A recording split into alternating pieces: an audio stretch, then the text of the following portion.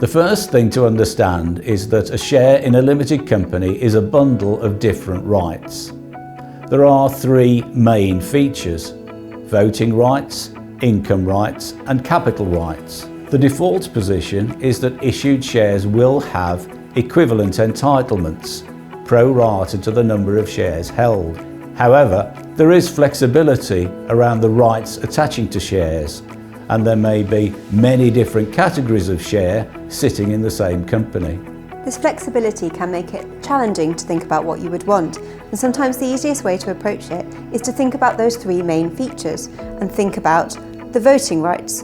Do shareholders have equal rights when it comes to voting in the company, or is there some different strategy or way of looking at voting in the company? Again, with income, does everyone have the same right to income? Do they have the same right every single time a dividend is declared?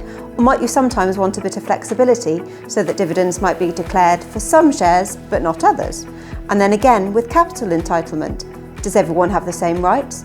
Or are there some shareholders that have a slightly different right to capital than others in the same company? Once you've got that understanding of those basic features and what you'd want to happen, you can then think about how that gets documented. And there's all sorts of things that we kind of typically see. So for example, you might see alphabet shares where each shareholder holds a slightly different class of share, which might allow for some of those differential dividends that we've talked about. Or you might have some shares that have voting rights and some that don't, or some that have weighted voting rights. And finally, you might see with that capital entitlement a structure where some shareholders share in the first portion of the capital and then after it's split equally, or some other arrangement. The important thing is thinking about what you want and how that might go on to look. We have seen situations where clients are mistaken about the rights attaching to their shares in the company. You should check your company registers and the position file that companies has if you have any doubts.